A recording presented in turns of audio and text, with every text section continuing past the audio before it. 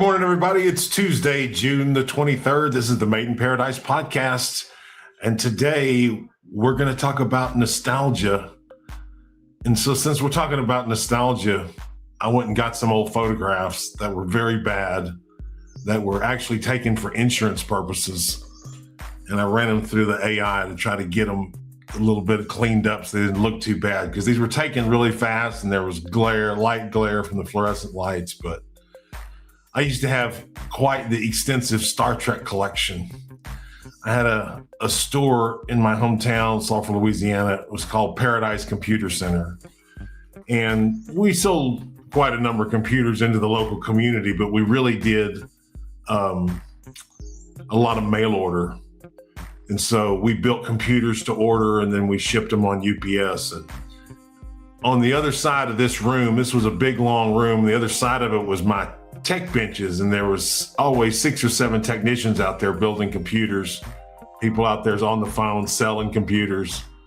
And so this room and my office were on one side, and the sales office and the tech side were on the other.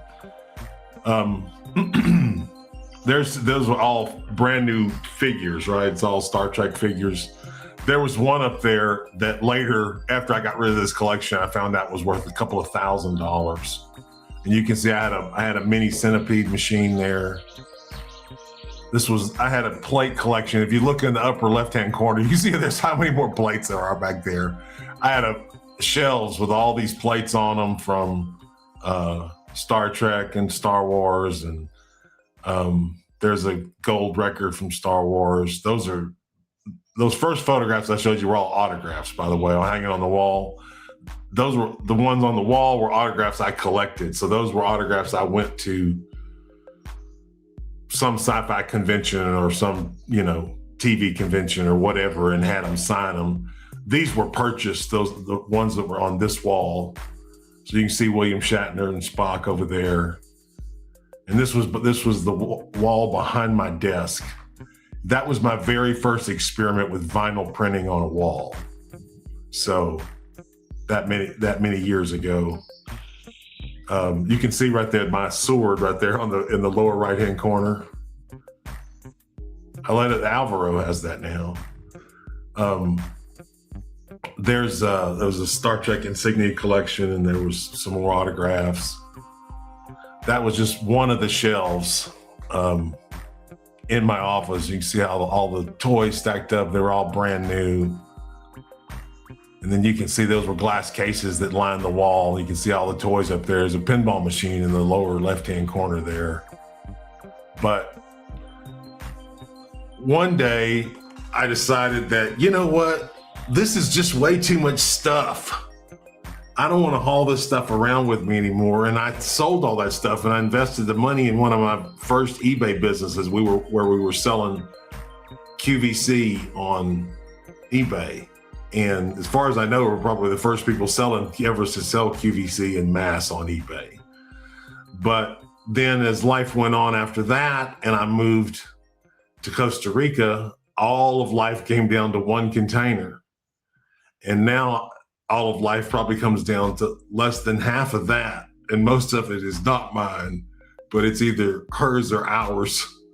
But my personal possessions and things from the past, there's very little that I have held on to. And as I was thinking about nostalgia in general, I really am not very nostalgic, and I see people that take it to the extreme and they just want to live in the past, right? They want to go back and they think that that's a better time. And I don't think it's a good frame of mind to ever think my best days are behind me.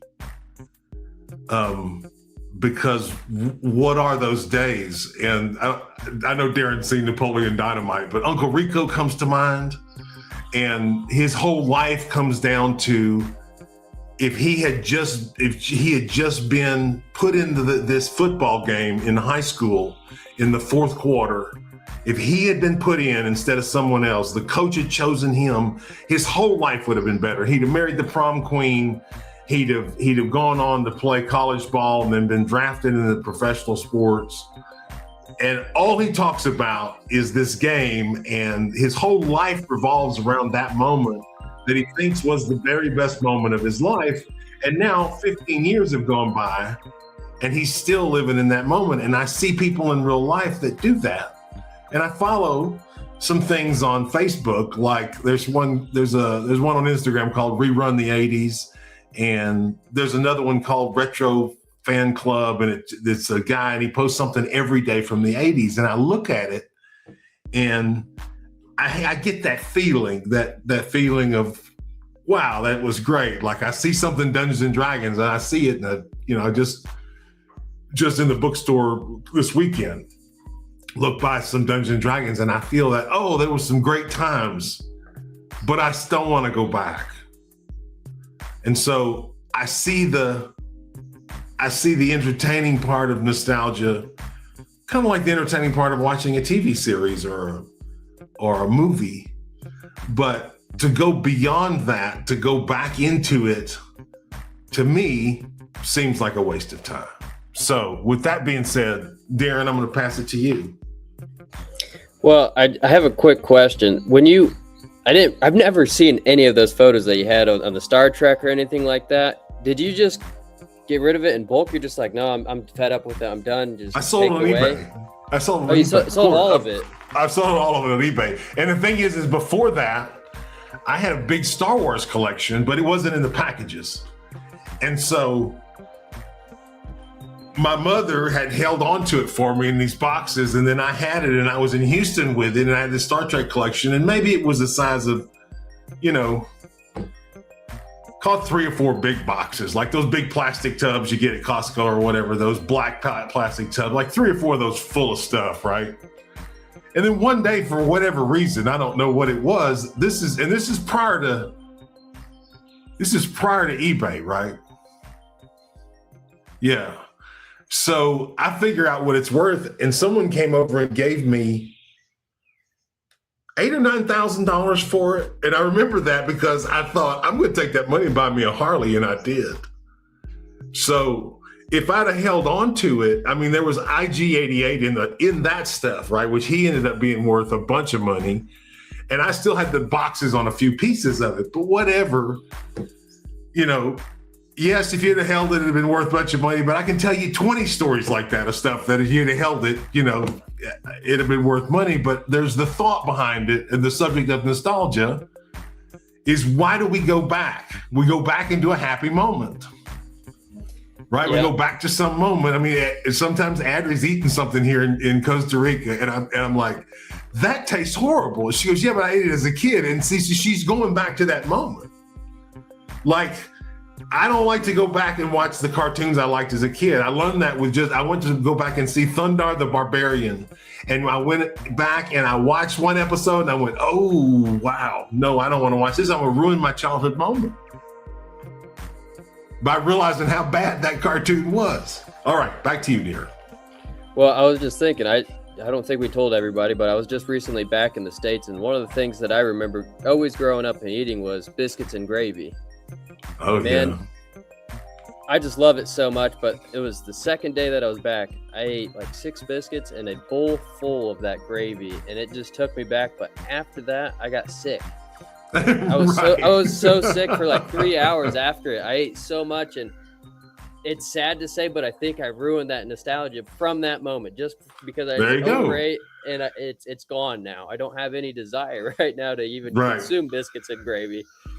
But I mean, I'm sure, John, growing up in Louisiana, what was the one thing that takes you back? Is it the gumbo? Gumbo. Yeah, it's just gumbo, and then right close behind crawfish, and then right close behind that's crawfish gumbo. I mean, so it's like, okay, yeah, we really missed that. And Papa's Seafood in Dallas, they have gumbo, and there's another place, I think it's called Nate's in Dallas, and he's Cajun, and he has really good Cajun food, but it's just rare that you find it outside of Louisiana, and there's none in Costa Rica. It doesn't happen. And so the idea of making a roux with burnt flour, which is what that is. And you got to burn the flour just right. And my mother could do it. And so a lot of times, even if I find gumbo someplace, unless I think for some reason they would be good at it, I just don't eat it because I don't want to ruin that memory. I want to leave that memory alone the way that it is, right? I want to keep loving Speed Racer, go Speed Racer, go. Right. Anthony, what about you? What's that food that you remember growing up there in Kuwaita that just takes you back? I know it's not the fried plantains because we just discussed that yesterday. Yeah, definitely no. I mean, I can't recall because when I was a kid, I used to have, honestly, a lot of sweetness. I used to have all those candies and all that. But food, honestly, I can't recall at this moment. Pate? No, because I ate pati. That was almost 11, 12 years when I was Rondon, 12 years old. No, because I still got it. I still have it, right? Well, what do you become nostalgic about? So what's the thing that you think back to your childhood and think, well, man, I love that when that happened. I love that when I did that, when I ate that. What are you nostalgic about? Was it going to the beach? Was it? No, would be a candy because back in the time when it was Christmas, my mom used to put the Christmas tree, right? And she used to hang on the Christmas tree. There's like a cane, but it's a candy in the form of a cane, right? Mm-hmm. So she used to hang it on the tree, and it's coloring candy. I think it was green, red, and white. Right. So whenever I see those candies, it take me back to back in the that time. moment. Definitely. That's right. Yeah, but you don't see it as a better time. You just see it as a happy time. That's right. Exactly. Yeah. Because like you said, I tried to avoid going back because all the feelings and all that. So I definitely tried to don't go back in the memories. In the past, right. Well, was there anything that you collected? Because John said that he collected Star Trek and a bunch of other things. I remember growing up, my grandma, she used to always bring us rolls of quarters. We'd have those. You remember those 25-cent book, John? That you collect. Yeah, all the with all the steaks steak quarters. Yeah. Mm-hmm. Yeah, and so because she did that with me, I collected coins like crazy. I remember at one point when I was 6 or 7, I used to have one of them coloring boxes that you'd put all your pencils in, crayons and color pencils in, and I filled it with pennies.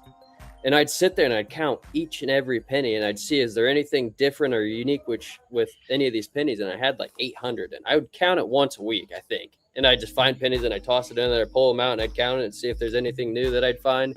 But I'd had 2 books filled with all the new quarters. I had the 50-cent book with all those half dollars. And then I had another one of the gold coins. And I remember I had all of them full besides the gold coin. And sadly, someone stole them. And someone in my family took them. And after that, I just can't really collect coins. I still have a few silver coins that my grandma gave me. But more than that, I try not to go back into it. Now I like collecting foreign money, but that's about as far as I go anymore. But what about you, Anthony? Was there anything that you had as a kid that you just kind of collected? Yes, I used to collect for the World Cup, Soccer World Cup. That was 98 French. I used to collect this like the album where you could put like the image from each player. And it's hard to get, right? It's hard to get. You gotta go like to the supermarket, you gotta buy something, they're gonna give you a little plastic container, and you gotta be lucky that inside of the container there's not. The crazy part about this is they're not really worth anything the years later, right? They're not worth it. If you have one from 10 years ago, you can't sell it and get any money for it, right? So this is an interesting point about nostalgia, because I was in Plaza Lincoln this weekend, and out in front of Mas Permenos, they got, I don't know, 10 tables there, and it's people they're just swapping those stickers. They got a bunch of stickers out there and they're swapping stickers and whatever else, but they're not going to have any value in the future. So they're doing it just for the pleasure of the collection, which I think is kind of nostalgia in a way, right? It's really that same kind of feeling, that same kind of participatory feeling that's being created, right? And go back, and while I was collecting them last year, it's kind of like a fantasy football thing, right? exactly. They're being nostalgic about that whole process. Right. But explain the joy of it, Anthony. So when you're doing it at the most joyful moment of it, what's that like? It's because here's the thing is that we are always like struggling to, like you said, you saw that in the mall, that they like walking around and, did you have this? Can I swap this one with you? Can we exchange this? So I think it's more like to brag, because I have my album filled, right? So So, and it's hard. It's a hard. But there's bragging and nostalgia siempre. Right, always there's bragging going on when people are being nostalgic. Back in the good old days, and Darren had a birthday party in the jungle, and only old people got invited. And so I remember that. I would say I was way on the younger side at that birthday party. It wasn't that many years ago, and everybody there had good old days stories.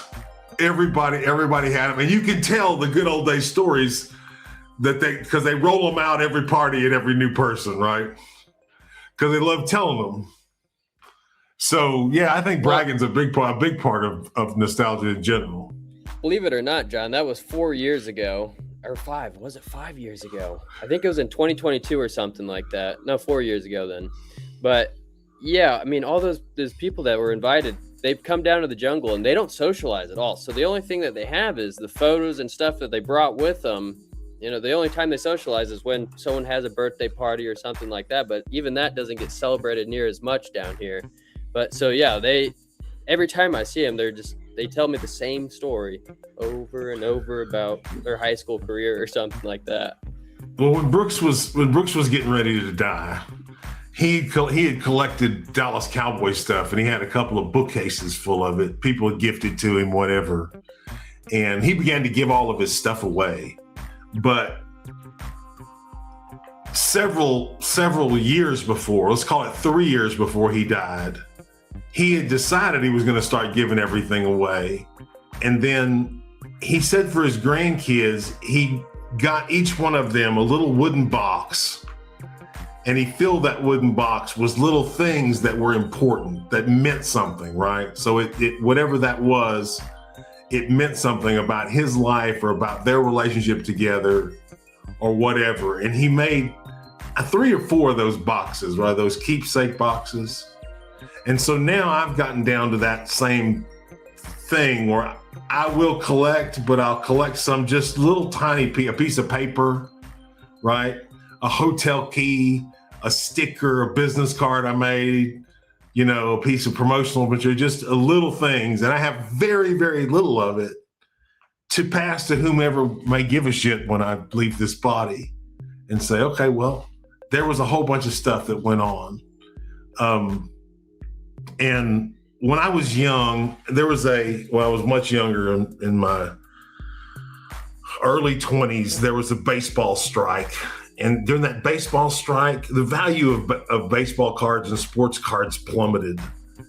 And there was a card shop in my hometown. It was called Bo's Sports Cards or something like that. Beau, Bo's Sports Cards. But Bo had several video stores, and I had known him since I was a teenager. And he called me and he said, John, I need to get that store closed. He said, he's just taking up space and I want to put videos in there. And I think I gave him $10,000 for the whole store. And I hauled it to the middle of old downtown Sulphur, Louisiana. There was a Ford dealership there. I don't even know if it's still there or not, but was built in like 1920 on the corner. It was an old building.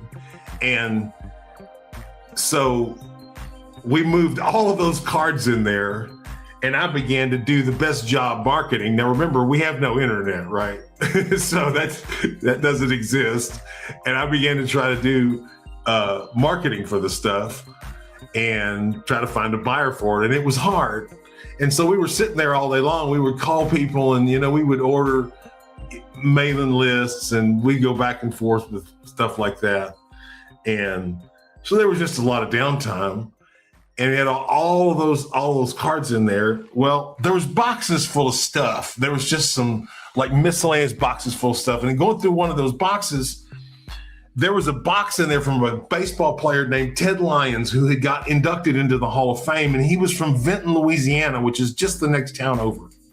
And so it was a little box of stuff, and we opened it up, and it had like his old credit cards in there and business cards, and it had just a whole bunch of neat little things from his life. It had some bank statements that had checks in there, and each bank statement had like 30 or 40 checks. And you know what you have on every check? An autograph, right? And of course, those don't exist anymore. So this is all in there. And there was some fan mail. And one of the fan mail letters was unopened. So we opened the fan mail up and pull out the letter. And the letter's from apparently a young fan of Ted Lyons asking for an autograph, et cetera, et cetera. And so I told Mike, the guy that was working with me at the time, I said, let's try to find this guy. Bet we can find him. So it was in Chicago. So lo and behold, the guy had a unique name, thank goodness. We find a phone number. I think we called someone in Chicago and said, can you please look up this name in your phone book? And they looked up the name or whatever. We call, and I start saying the story of what happened. And the guy says, oh, he goes, you're not looking for me. He goes, I'm junior. You're looking for my dad, senior. He goes, and what did you say it was? And so the dad is there, and he says it to the dad. He says, there's a guy on the phone says, you sent a letter, some baseball player said, Ted Lyons. He goes, you gotta be kidding me. Anyway, so we ended up sending the guy a care package for free of Ted Lyons stuff, right, out of that thing. But that was, I think, one of the best nostalgia stories that I have. Wow. I mean, that's a story, and you just bought that from a guy that was just getting rid of a card shop? Yeah, I bought the whole stuff, bought the whole store. But man, I made money off that box of Ted Lyons stuff literally for years because I just held on to it, and then I started selling on eBay, started selling those checks on eBay. And because I had an unending supply of Ted Lyons' autograph, right? You can't sell too much at one time. You have to string it out. But was there just someone at the bank? I got $100 for his American Express card or $150 for just his old American Express. I'm just curious on how some of these people end up with that kind of stuff, like the bank checks. I mean, is there just someone at the bank who's just like, all right, he's in here again. Let's pocket that one. Well, no, I mean, they return all your checks to you with a bank statement. I guess I don't so, but before you had a checking account, every check you wrote, they returned all your checks to you, right? This is a check that was processed. It was returned and had a canceled stamp on it. So this was just his bank statement said, hey, come back, and just shoved it all in this box. But I made a fortune off that baseball card stuff, and there was other stuff in there. There was all kinds of basketball stuff, and we pulled certain cards out and managed to sell them or whatever, and then finally we sold all the rest of it. I lived off of that for a year, and I learned to play Magic the Gathering. Like the Magic the Gathering had just come out, and Mike's like, you will love this game, because we had played Dungeons and Dragons. He goes, you'd love this game. We sat over this big conference table, and one day I have to tell you the story about the rat in the toilet in that building. All right, we're getting up to the 24-minute mark. Anybody got anything else they want to close with about nostalgia? A thought, a humorous anecdote? Let me ask you: is nostalgia a happy or a sad emotion, John? I think it can be either. I think people can definitely be nostalgic about a sad moment too, because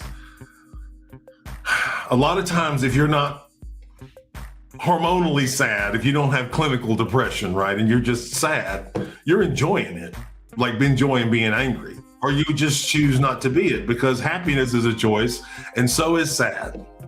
And you see people going through horrible situations and just can be as happy as can be, like Anthony Ferguson. Because Anthony Ferguson is good at hiding his pain and putting on a fake mask and seeming like he's so happy when he's completely devastated inside. So yes, nostalgia can be positive and negative. Perfect. So last question for both of you. Which intro from an old TV series gives you goosebumps? Let's say Darren. Let's start with Darren.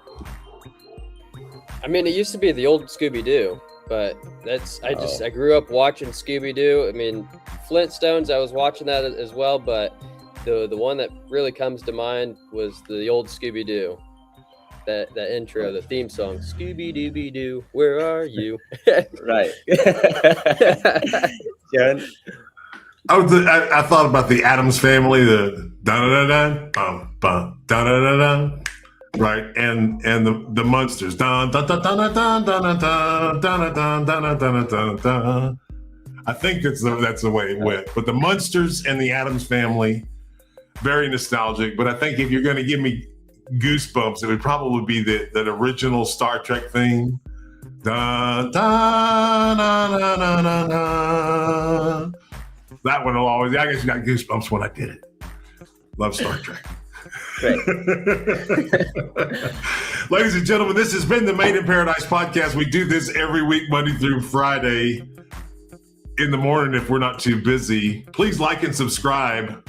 Tell some other people about us. We're always talking about life and business and things that matter in our lives that we think matter in other people's lives too. So, tune in again. Our podcast is sponsored by Proven Performer, and Proven Performer is a company that sells big closeout and liquidation deals. And we have a deal just about every day, a brand new deal on the show. Today we have 2 new deals. If you're interested in any of these deals, please reach out to us at one of the phone numbers below or one of the email addresses below. We'd be happy to send you information on any of these deals. Our first one today we want to talk about is 9 Months Sober. 9 Months Sober was a baby brand.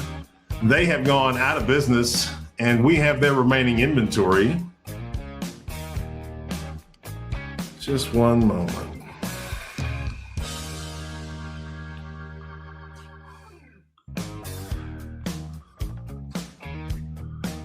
Lost my scrolling ability there for a second. From 9 Months Sober, we've got lots of baby pillows, diaper bags, a few other various baby accessories, but lots of pillows and bags. 9 Months Sober, and their Instagram page is still up, so you can go scroll down through this yourself. It's a total of 63,000 different items. We're going to show you some of the actual packaging, and we'd be happy to send you this manifest. Most of these goods are prepared for fulfillment, so they're going to be either vacuum packed or in poly bags, mailers like you see right here. Please reach out to us and we'll give you all the information on 9 Months Sober. The other brand we want to talk about today is STEM Kids. STEM Kids makes microscopes. Take a look at this one right here. Microscope connects to the computer and digital, so kids can record what they're looking at. One touch snap button to effortlessly record images and videos. Works seamlessly with both Windows and Mac.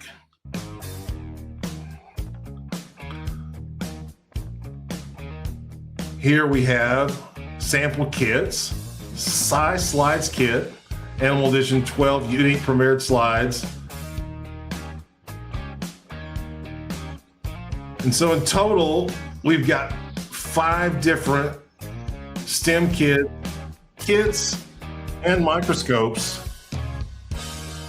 A total on the STEM Kids, 15,385 items. Most of those are the microscopes. 6,700 items, 6,700 of the quantity are the microscope from STEM Kids. And of course, their Instagram page is still up. We've got it completely manifested. This is in fulfillment packaging as well. We're gonna look at some of that packaging. 100% brand new STEM Kids. Please reach out to us for the manifest. For my co-hosts, Anthony Ferguson and Darren Fingleton, I'm John Clark. This has been the Made in Paradise podcast. And for Proven Performer, we'll see you tomorrow.